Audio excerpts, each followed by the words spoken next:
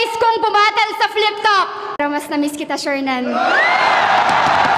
Kaya lang naman ako nagbalik ng flip-top kasi ikaw ang dahilan. I would like to take this opportunity to tell to everybody how much I love you.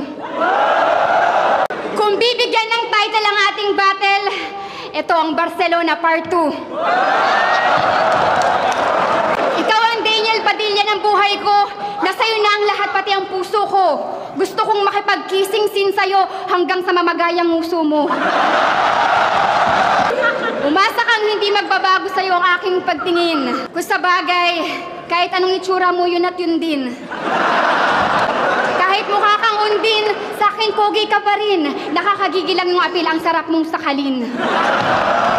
At sa tuwing kasama kita, nawawala ang kaba ko. Dahil naalam ko sa'yo, nasa mabuting baba ako. Wala kang katulad.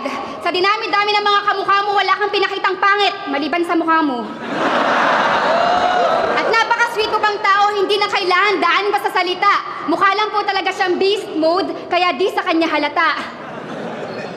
Pero ang totoo, si Shernan ay napaka-romantic. Mabuting tao at hindi siya plastic. Wala po siyang bisyo. Mukha lang adik.